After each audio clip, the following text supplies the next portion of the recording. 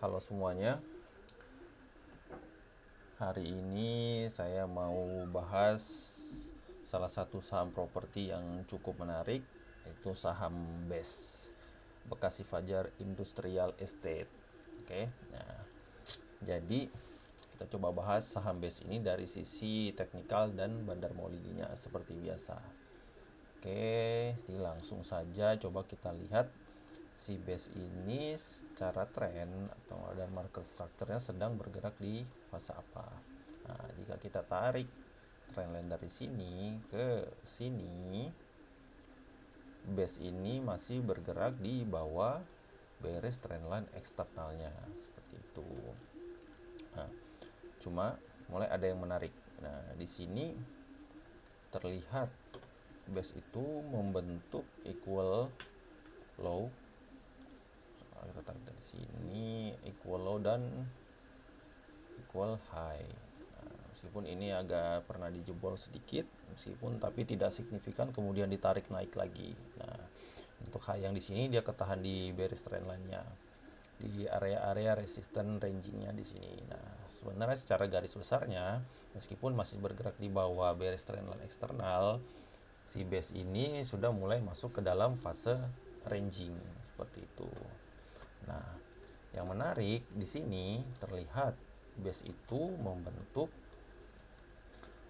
pola inverted head and shoulders untuk pergerakan besarnya. Seperti itu. Ini bisa ditarik dari sini, bisa ditarik di sini.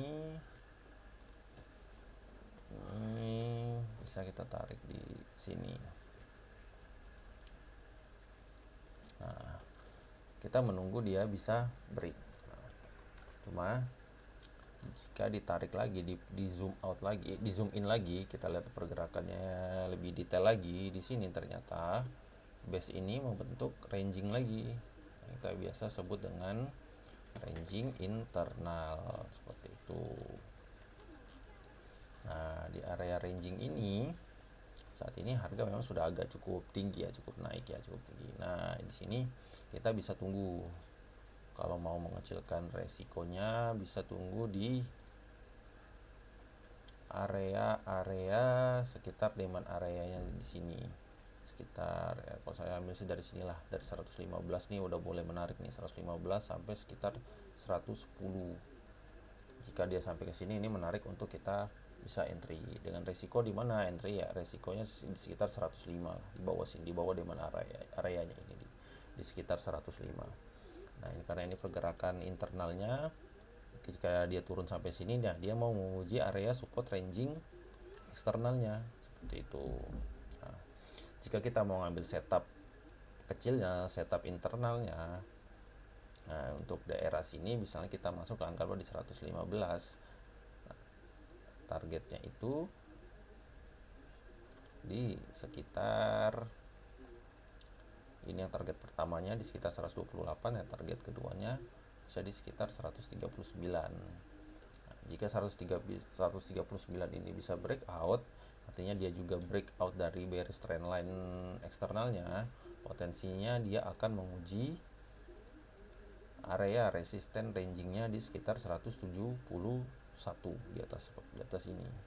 Ya cuma mungkin ya butuh waktu ya untuk dia sampai ke atas sini seperti itu. Mungkin akan dikocok-kocok dulu, jadi makanya kita harus kecilin risknya dulu, coba sabar menunggu di area-area bawah sini ya.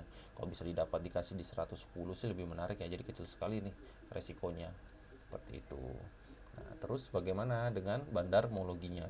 Oke, dari bandarmologinya jika kita lihat sejak tanggal 14 Januari ini, sejak tanggal 14 Januari itu si base ini diakumulasi oleh broker AZ dan GR ya, terutama yang terbesar. Nah, meskipun di sini kita lihat si KI ini ada jualan. KI ini setahu saya kalau nggak salah pengendalinya ya, cuma kecil dia, jadi ditampung terus oleh broker AZ dan broker GR ya. Ini bisa cukup menarik ya di sini untuk pergerakan, untuk dari bandarmologinya si base ini sendiri. Jika kita tarik lebih jauh lagi ke belakang, pada saat indikator bandar movement overlay-nya ini naik sejak tanggal 14 Oktober 2025. Apa yang terjadi 14 Oktober? Nah, ternyata ini masih diakumulasi juga oleh broker KK, AZ, dan GR. Masih dua broker ini, AZ dan GR ini masih ikut akum juga di saham BES ini. Nah, ini mengindikasikan cukup bagus ya. Nah, bisa dilihat juga dari volumenya nih, ketika dia koreksi di sini saya masuk ke area support rangingnya dan naik. Nah, di sini volume juga mengering, mengecil, pas dia naik, volume mulai spike di sini. Nah, dia koreksi di sini, volume mulai turun lagi di sini, pas naik mulai naik lagi ya. Ini tanda-tanda yang bagus ya, jika pergerakan volume mengikuti seperti itu.